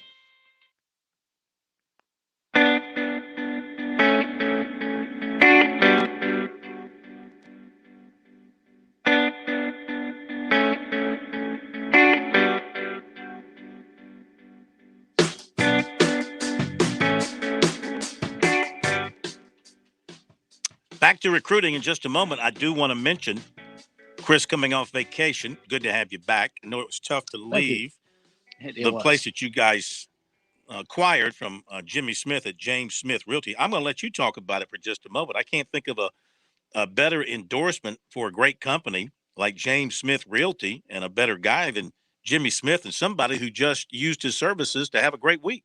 Yeah, I missed getting a chance to visit with them. We checked in after he had, I guess, gone, or they left the keys out for us. But the house that we rented, I don't know, Phil, 2,500, 3,000 square feet, huge, monstrous house on the ocean. We had 9 in our travel party, all my family and my wife and I, and we all slept comfortably. And my nieces got a chance, at least my youngest niece, to do a little adventure sleeping because she got to sleep in the windowsill. They had in the mattresses windowsill. in the windowsill. Yeah, she loves that. So she had a good time, and we were right on the ocean. The staff down there is wonderful, easy to deal with. The problem is, and it's a good problem for them, not so much for us. There's just not a whole lot of places open right now because everybody, since we were all cooped inside last summer, making sure that does not happen this year. So if you're looking for a trip down to Pawleys Island or anywhere along the Grand Strand, you need to make sure you book it now. Don't wait until July 4th and think, you know what, I'm going to get a final week or two before Labor Day weekend and go ahead and book now. You'll not get it. So if you're planning a trip later on this summer down along the Grand Strand, certainly to Pawleys, Jimmy Smith and his staff, perfect people to call. Go ahead and get it registered so you're not missing out this year after all of us had to pretty much miss out last year. Yeah, that number, 843-237-4246, 843-237-4246, or visit PawleysVacationRentals.com. You just heard it from the horse's mouth. All right, somebody who has I'll tell you, lived it was awesome. It really was awesome. Yep. We had a great time. So, were you beachfront, did you say? Yes. Nice. Mm-hmm. Walk right out the back door to the beach? Back door, down some steps, and boom. And at Pawleys, they have done such a terrific job of sort of rejuvenating that beach. If you've been to Pawleys, you know how much sand there is between the ocean, even at high tide, all the way back to the dunes. Mm-hmm. And there's so much beach space. And Pawleys has not been, I don't want to use the term corrupted, but I think you know what I mean. It's mostly homes and very few hotels down there. And so you almost get a private beach. It was wonderful. There was a couple family beside us that I think was either from Columbia or Greenville. And that was pretty much it. Mm-hmm. I mean, there were a few people, stranglers up and down the beach, but for the most part, we had an unencumbered access to the ocean. So it was terrific. All right. Let me finish up recruiting, and then we're going to try and get you some of this audio from the governor today as he announced, ceremoniously signing the NIL legislation in South Carolina, which is now been law since the first part of May. So wrapping up with some recruiting notes here and there, just a couple more minutes. So again, as we mentioned at the top a little while ago, 4-star linebacker, 2023 Josiah Trotter, Philadelphia, was at USC today. He's the son of former NFL star linebacker Jeremiah Trotter, brother of Clemson linebacker Jeremiah Trotter Jr., ranked number 11 nationally in his class. And he was at Clemson on Friday, and this evening, he named a top 4: Clemson, USC, Penn State, Ohio State. Punter Jackson Smith, 6'5", 230, Saraland, Alabama, tweeted out an offer from Clemson, ranked the number 1 punter nationally in his class. Now, when it comes to kickers, I talked about the emphasis that Dabo Swinney, and he'll spend scholarships on punters, kickers, and snappers, but you don't know with too many kids today are tweeting out preferred walk-on offers as offers. It's very confusing, and really, it doesn't do you a lot of good. I would advise you, if you only have a PWO offer, and you want to tweet it out, then tweet out that you were given a PWO offer versus a scholarship offer, because there is a difference. And from the fans who are following, it's a different thing as well. You think they're embarrassed? I don't know. Is that why the offer sounds a lot better than a preferred walk-on offer? Probably the ego is kicking in there. I don't know in this case. I'm just saying. 2024 quarterback Jaden Davis of Catawba Ridge was at USC today, as was Greenville safety Ashton Whitner. Athlete Deuce Spurlock, 6'2", 200, was at a recent Clemson camp and also there for a visit. He's a 3-star, ranked number 92 among athletes nationally. He's also got Michigan, Pitt, Boston College, and Mississippi State among his offers.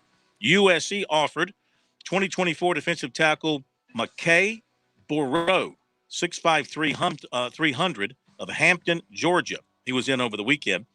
Running back Davon Bumbry, 6'1", 206, Woodbridge, Virginia, was at USC Sunday. He also plays linebacker. 2023 running back Ike Daniels of Stafford, Virginia, 5'10", 185, was at USC Sunday. He has held an offer since the Muschamp staff. He also has Virginia, Virginia Tech, Penn State, Pitt, West Virginia, Arizona State, and Boston College. Cornerback Dalen Everett of IMG Academy told 24/7 Sports, Clemson, Georgia, North Carolina are his top three. He has visited each. He has officials to Georgia this weekend, Florida State on the 21st, and North Carolina on the 28th. Christchurch offensive lineman Mason Johnstone, 6'7", 250, plans to go to Clemson as a 2022 PWO. Now, here's a case where he tweeted out that he had committed to Clemson.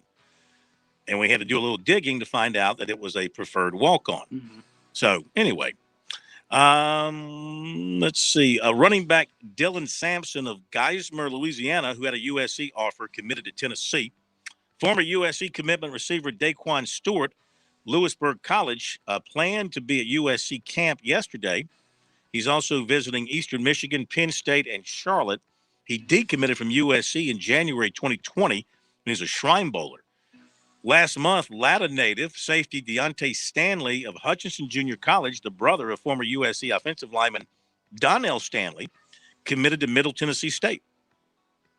Clemson target 2023 quarterback Arch Manning of New Orleans, who has recently visited Clemson, went to Texas this past weekend. He's got Alabama this weekend and then Georgia. Chapin running back Bennett Galloway was offered by NC State. USC offered 2023 linebacker Raul Aguirre, Locust Grove, Georgia, 4-star, ranked number 10 nationally. He was in camp Friday. USC also offered 2023 defensive end Mason Robinson, 6'3", 230, Owings Mill, Maryland. He's also been to Penn State. He was in at USC. Boston College, Penn State, and Pitt, some other offers. Fairfield Central athlete Stephon Gadsden was at USC camp Sunday, and he was offered today by Newberry. Clemson offered 2023 offensive tackle Monroe Freeling of Oceanside Collegiate. He is all man. I mean, he is a giant of a young man.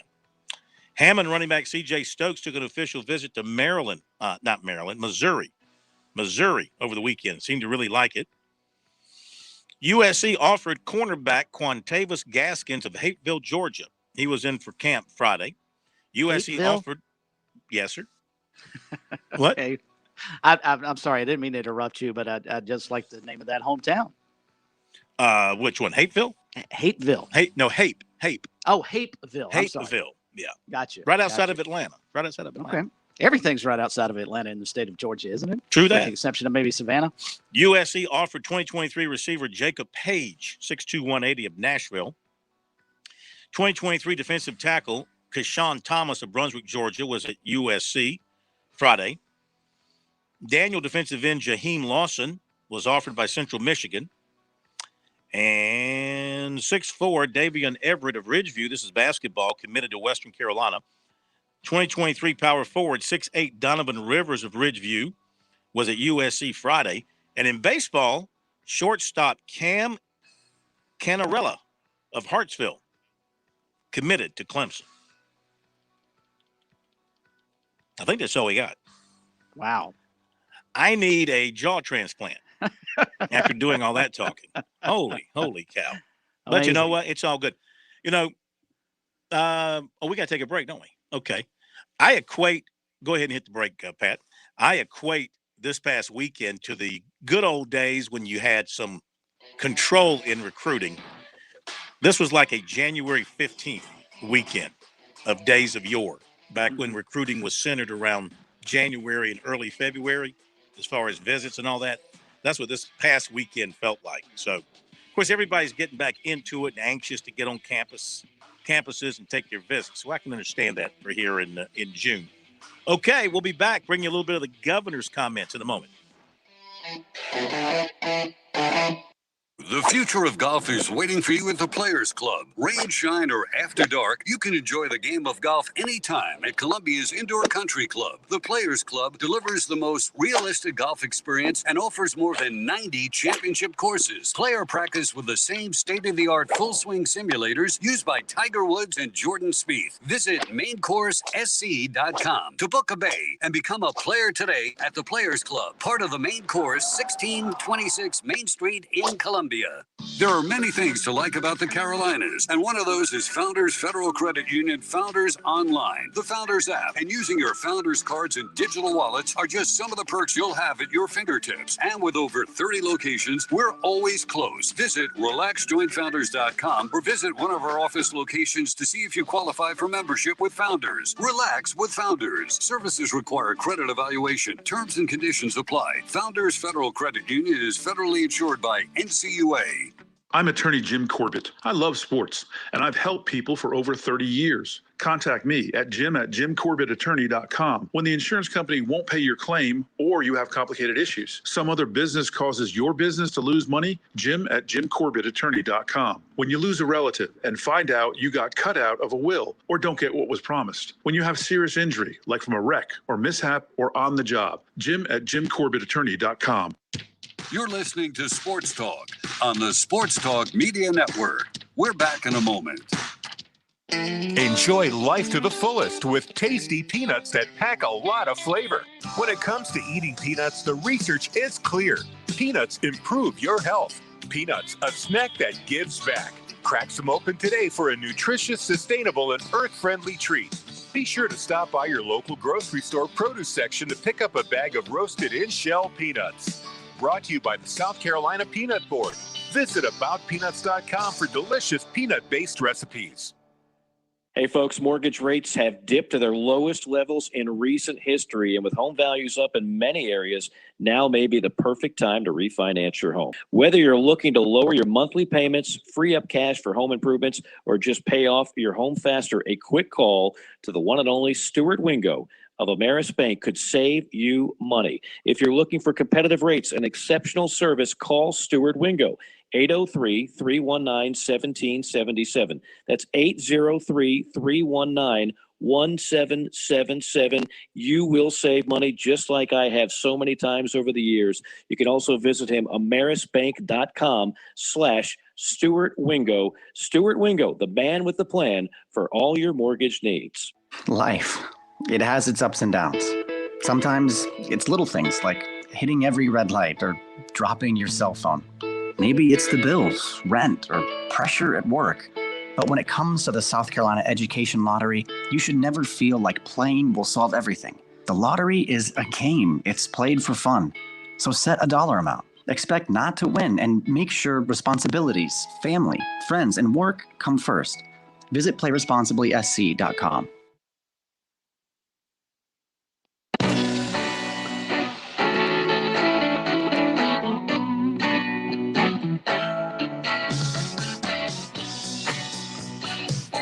All right, today up at Clemson, the ceremonial signing of the new NIL law in the state of South Carolina, which basically is going to allow athletes everywhere, not just South Carolina, Clemson, all the athletes, all the college athletes in the state who've been bound by the NCAA rules not to be able to profit off their name, image, and likeness. That will now all come to an end once they exactly figure out how to do it, and they'll eventually figure out how to do it.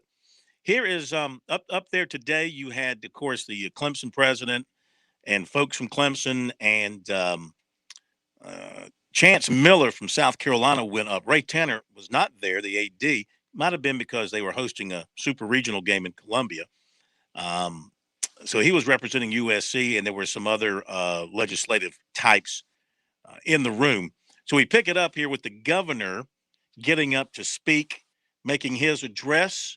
So let's take a listen to this. Is Governor McMaster up at Clemson this afternoon.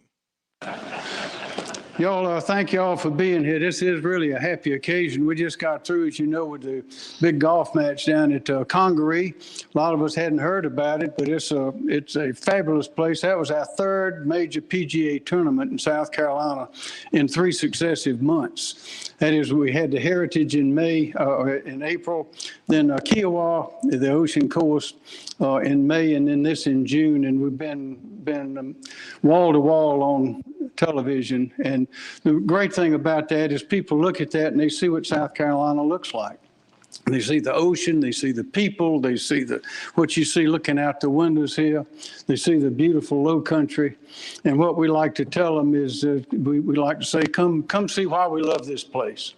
And one reason we love this place is because these great schools, the great athletes, the great teams, and we believe that excellence in one area begets excellence in another, whether it's academics, whether it's research, whether it's athletics, whatever it is. When it puts South Carolina on the map, that's better for all of us because we attract and inspire talent, both from other places as well as homegrown. But South Carolina is a place that believes in free enterprise. We know that there are 3 pillars to success. It's education, the environment, and economics. And you can't have success in one without success in the other. And so this is a part of education and also a part of economics. This is an exercise. This new law is an exercise in free enterprise that allows those who have attracted the attention and achieved a certain status in athletics, particularly, to be recognized for that without interfering with their academic performance. So it's something whose time has come, and to see South Carolina being involved and being in the vanguard of it is another great indication of how we work together. As President Clements said, we collaborate, we communicate, we cooperate, and we're like a big family, and that's why we get things done. And I need to say, President Clements, I may have told you before, but way back when Clemson was all male, my mother, who was a Winthrop student, was the honorary cadet colonel of Clemson College back many years ago. I got a big plaque at the house that says it. So I'm proud to be here, proud to be with this great team. And that team, I'm referring to the athletes as well as the others involved in making this a success. And one of the members of that team is a leader in the Senate. His name's Ross Turner. He's one of the prime sponsors of this. I'd like to ask him to come forward and speak. Okay, that's the governor. I think that's good enough as far as what they had to say up there at Clemson. Again, ceremonial. He's already signed the law into law. And so they got this done here in South Carolina back in May, and we'll see where it goes from here with the athletes trying to profit off their name, image, and likeness. I mean, look, it's the evolution of the sports world on the college level. I hope it goes well. I hope it goes smoothly. I hope everybody can be happy with it. You know, I hope it satisfies everybody. I don't know that it will. I don't know that it'll go smoothly. I don't know that we're not going to have a lot of problems along the way in dealing with this thing. You know, look, we've had the FBI investigating college basketball coaches and agents for corruption and things like that. You know, can this be corrupted in some form or fashion, Chris? I'm sure there are people out there thinking of ways right now to corrupt it and to take advantage of the system. I don't want to get too deep in the political weeds here, but anytime the federal government gets its hands on virtually anything, you can almost guarantee something is going to get messed up. And the biggest fear anytime you put money into college sports field, we've seen it time and time again, this is going to be a very corruptible system, I think, and the fear you have, it's the same one they've had for many, many years about sports betting and sports gambling. How much will that affect the athletes' play on the field? This might be a little different, though, because the athletes are pretty much setting up their own deals, if I understand the legislation correctly. But it's not going to make everybody happy. Nothing makes everybody happy. And there will be athletes on the same team, whether it be a football team, women's basketball, soccer, whatever the case may be, that will be upset about the deal that one of their fellow teammates was able to craft that they're not going to be able to get a piece of. You just know this is happening. And there will cause, I think, somewhat, and you hope coaches are able to get their hands on this and wrap their minds around how to stop this. But it is going to, you would think, in some regards, cause tension in locker rooms. You just hope it's not to the degree that it splits and puts a wedge between the teams. Yes, exactly. Yeah, it's going to be fascinating to watch this new life we're going to have in college sports. I still think, I don't know that we'll ever get to this. I still think the best avenue to follow down here is to just wipe the slate clean, just back everything up, wipe the slate clean, and just say everybody, and you know what, if you're going to pass a national law, pass this law. This is the law that should be passed. Okay? And that is everybody coming out of high school, whether you are an athlete or you're something else, but everybody coming out of high school has a right to go and earn money off their talent. Okay? Mm-hmm. So if you pass a law, is that law even necessary? I mean, I guess maybe it's not even necessary, but let's just say you pass that law. You say everybody coming out of high school can go earn money in their chosen field if they are of the legal age. For example, I don't think you can come out of high school and want to be an airline pilot and go get a job with Delta Airlines flying jets. I think you have to be like, 35 years old, I think. Is that, there's a minimum age requirement, I think, for flying. I don't want a teenager flying my plane. I can tell you that right now. I might be over there. I've seen some young people flying jets. Maybe 35 might be a little high. Maybe I'm thinking of the president. Don't you have to be at least 35 to be the president? Okay. Yes. I think there's an age requirement for flying jets. Am I right about that? Are you looking that up? So here's my point. You pass that law, okay, if a law is necessary. And so athletes coming out of high school playing their sports, and we'll just go with football, basketball, baseball, just to keep it simple, the major team sports. You can maybe throw soccer in there and whatever else, but let's just keep it simple for football, basketball, baseball. And if you're good enough, there should be nothing that says the NFL can block you from going to the NFL. See, right now, high school players are blocked from going to the NFL. If you're a good enough high school player, and that's because the belief has been that you're not strong enough, physical enough, skilled enough to go from high school to play in the NFL. And they use colleges to bring you along, to develop you. And the colleges are doing the dirty work, the minor league work of the NFL. The NFL doesn't have to pay a dime, and the colleges do, but that was a scholarship.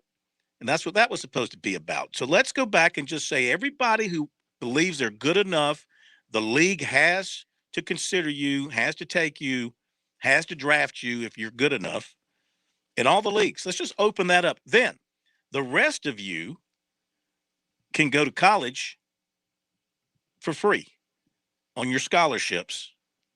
And we can have college sports the way it was supposed to be. You'll still have good teams. You'll still have great competition.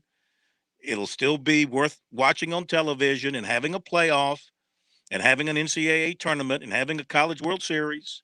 You're just going to skim off the very elite who feel like they should be paid in college. Let them go be paid in the pros. Now, what is so hard about that?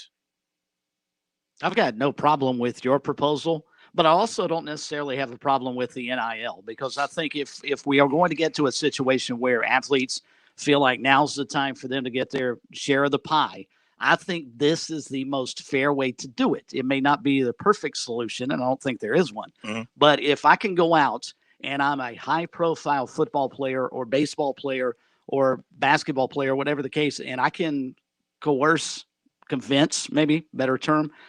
a car dealer that because of my abilities on the courts or on the field, that I am going to draw enough interest in your commercials that I do for you, then I should get paid because of what I'm doing and I'm bringing to the table.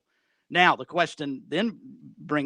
next question is, what do the universities get out of this? Because they are giving these athletes that opportunity. Because without your setup, if Luke Doty goes to South Carolina, the only way he can show off his skills is playing for the Gamecocks. So I think in some regard, USC deserves a little bit of that compensation too, don't you think? Well, that's a good question. We'll pick that up tomorrow night, along with everything else. Thank you for being with us. Have a great Monday night. We'll see you tomorrow here on Sports Talk. Weekdays from 7 to 9 on The Point. It's Kev and Brian in the morning. The news, the traffic 4 times an hour, and your daily forecast. Topics to wake you up, topics to make you smile and laugh. Hope you'll join us. The Point.